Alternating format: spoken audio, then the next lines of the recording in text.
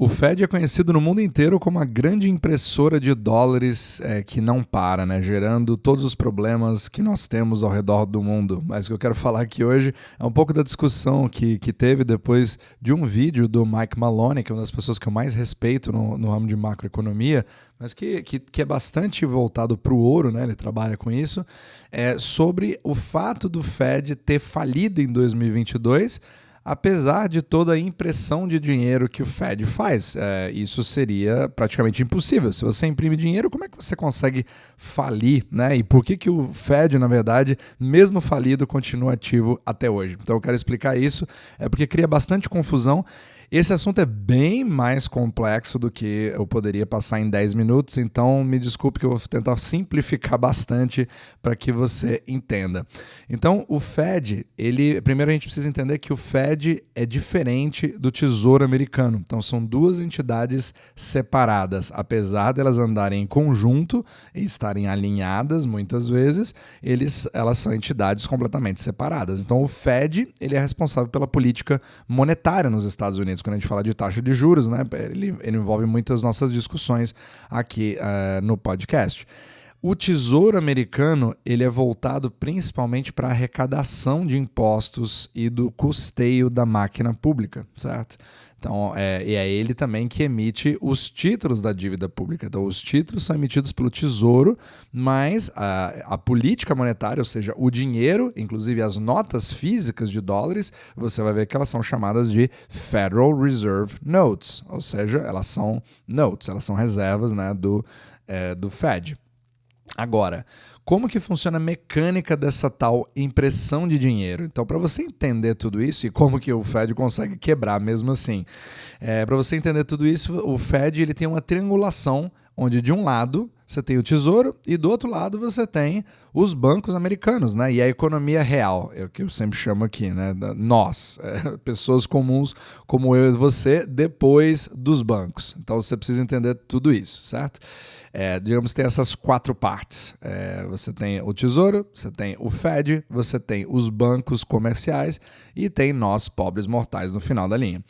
Então, como é que o Fed faz essa política monetária? Ele usa dólares que a gente chama de Bank Reserves. Então, esse dinheiro é um tipo de dólar, mas ele não é o mesmo tipo de dólar que eu e você temos. Ele é bem diferente do que você imagina. O único tipo de Bank Reserve que você conhece, que é o mais próximo disso, é o papel moeda de fato, os Federal Reserve Notes, né? Que ele é um tipo de reserva e ele é aceito em qualquer lugar. Isso eu posso ter na economia real, mas isso tem cada vez menos, porque afinal de contas o dinheiro é cada vez mais eletrônico. Agora, tem um outro tipo de Bank Reserve, outro tipo de dólar, né? Que é o Bank Reserve eletrônico, que você nunca viu. Esse não existe em nenhuma conta corrente que eu tenha, que você tenha, que qualquer investidor tenha, porque ele só existe no mundo do Fed e no mundo dos bancos comerciais. Ou seja, ele não sai do sistema bancário. E isso cria uma grande confusão, certo? Por quê? Porque é um tipo de dólar que, como ele não vai entrar diretamente na economia, ele não pode afetar diretamente a nossa vida, a não ser que uma condição específica aconteça. É isso que eu quero falar aqui hoje. Então, o Fed, quando ele faz a famosa impressão de dinheiro, que surgiu depois de 2008, na grande crise, né, que houve, que não é uma crise financeira, mas monetária, né, quem me acompanha nos vídeos de domingo sabe do que eu estou falando, você percebe uma injeção de dinheiro que o Fed pode criar quantos ele quiser. Só que ele não tem o poder de mandar diretamente para a economia real. Então o que ele faz?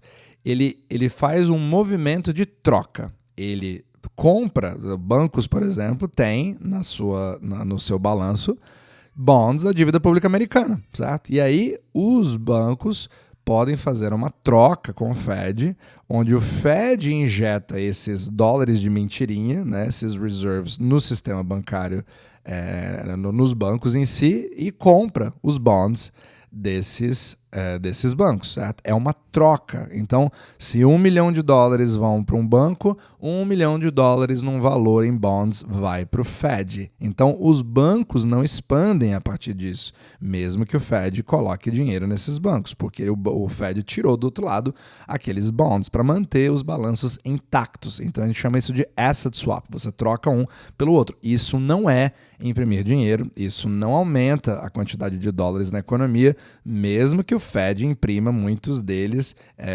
quantos ele quiser, ele não consegue aumentar no lado dos bancos. Ele consegue aumentar no próprio balanço do Fed, mas não consegue aumentar nos bancos na economia real.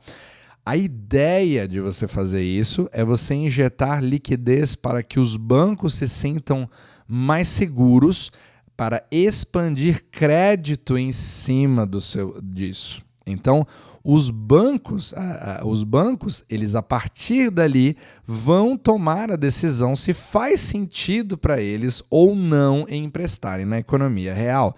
E a maioria das pessoas acha que você simplesmente injetar esse dinheiro nos bancos vai fazer com que os bancos emprestem, mas você vê isso justamente o contrário. Esse processo a gente chama de QE, né? O famoso QE, Quantitative Easing, né? O relaxamento quantitativo em relação a um estímulo que você gostaria de criar na economia. E as próprias definições falam que é um estímulo que incentiva bancos a emprestarem mais, mas não os obriga. Isso é muito importante. Esses detalhes são o que causam toda a grande confusão que nós temos no que se diz respeito à impressão de dinheiro. Então, por que os bancos são os que vão decidir, no final das contas, baseado no critério de risco, se eu emprestar para um restaurante italiano, ele vai dar conta de me pagar de volta?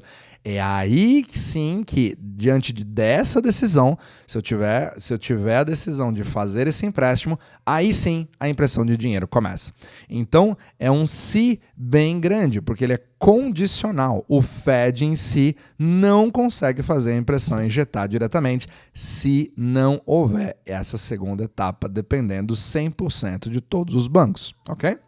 Então, essa é a forma que o Fed lida com os bancos. Por outro lado, quando ele quer apertar, entre aspas,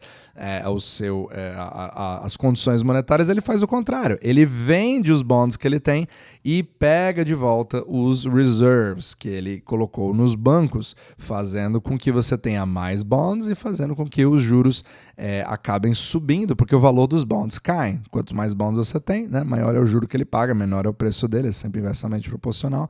E isso acabaria, entre aspas, apertando as condições monetárias porque os juros subiriam. Mas a gente também sabe que, da mesma forma que o QE não funciona da forma que o Fed espera, o QT, que é o contrário, né, que é o tightening, que ele aperta as condições, também não funciona muito bem, porque tudo isso sempre vai depender dos bancos e do que a economia real vai fazer. Mas a narrativa é de que é assim que o Fed tem total controle sobre a economia quando ele quer estimular ou quando ele quer fazer o aperto.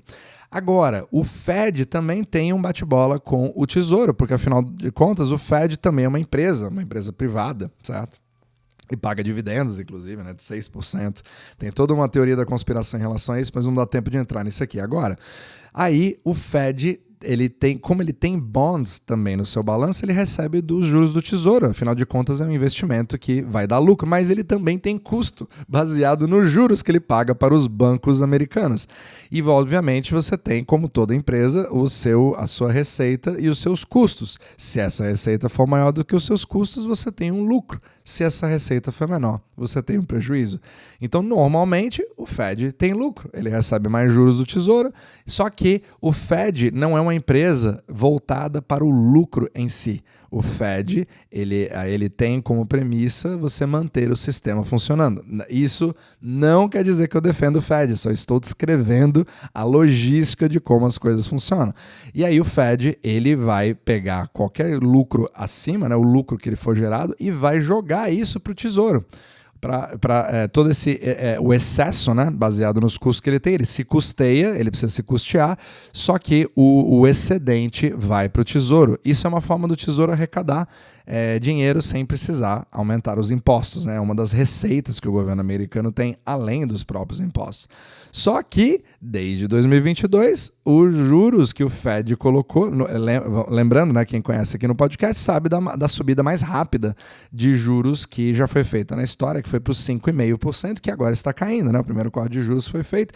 Esse é o que a gente chama de Fed Funds Rate. É essa taxa de juros controlada pelo Fed e é o custo de operação do próprio Fed também, fazendo com que os bancos queiram, né, fazer uma tabelinha com o próprio Fed, que é o dinheiro mais fácil do mundo, afinal de contas, né? Eu posso criar ele do além.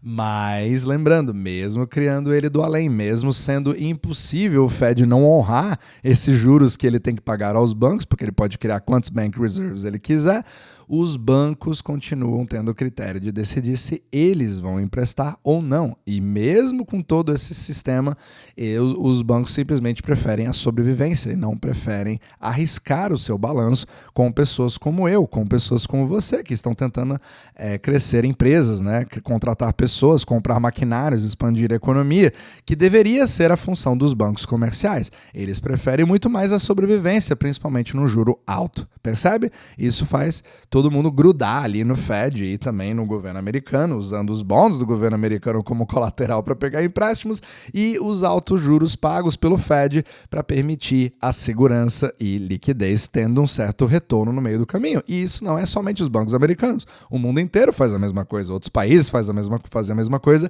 que é o que estimula o milkshake do dólar do Brent Johnson. Percebe como isso tudo vai se ligando? Agora, quando o Fed tem prejuízo, o que acontece? Ele simplesmente não manda nenhum tipo de lucro para o Tesouro, porque simplesmente não tem, só que diferente de uma empresa normal, ele simplesmente pode falar assim, olha, eu estou em prejuízo agora, eu vou deixar aqui um crédito na minha caderneta, eu vou deixar aqui o meu cheque especial rolando, sobre o qual eu não tenho que pagar nada em cima disso, eu não sou penalizado, e eu também não posso quebrar, né? Ninguém pode fechar o Fed, eu vou mantendo isso aqui e assim que as coisas voltarem ao normal, Tesouro, eu vou te pagar o excedente, né? Se sobrar alguma coisa, senão eu também continuo sem te pagar. E dessa forma as coisas vão sendo levadas, percebe? É uma grande bagunça, ao mesmo tempo uma bagunça organizada e é dependendo dela que está todo o sistema monetário do mundo hoje. Porém, é importante dizer, apesar de eu já prever de todos os comentários que vêm, o Fed é a causa de todos os problemas do mundo? Não necessariamente, né? Não estou aqui para defendê-lo, mas ele cria uma série de problemas, principalmente pelas narrativas e um entendimento totalmente distorcido em relação à economia real. Sim, agora, também pelo outro lado, é importante você dar nome aos bois e entender a dinâmica de como que o dinheiro flui no Fed. Agora, o Fed poderia simplesmente pegar os seus bank reserves que ele imprime quanto ele quiser. Por que ele simplesmente não manda os bank reserves para o Tesouro? E, afinal de contas, a gente não precisaria mais de impostos. Sabe aquela grande pergunta que todo mundo se faz? Se os Estados Unidos conseguem imprimir dinheiro, para que a gente precisa pagar imposto?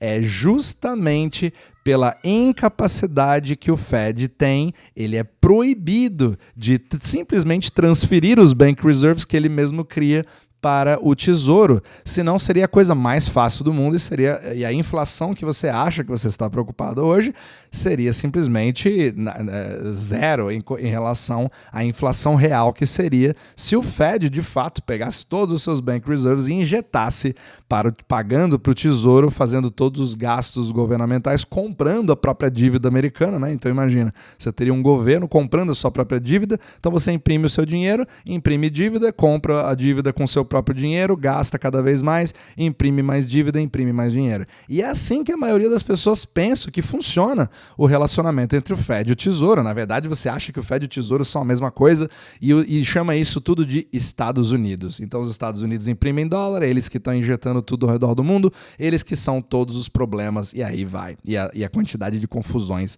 aumenta cada vez mais, percebe? Então o que eu queria aqui, ficou um pouquinho mais longo, mas pelo menos tentar a explicar um pouco como funciona a dinâmica entre os dois e como você consegue, entre aspas, imprimir dinheiro e, entre aspas, também falir ao mesmo tempo.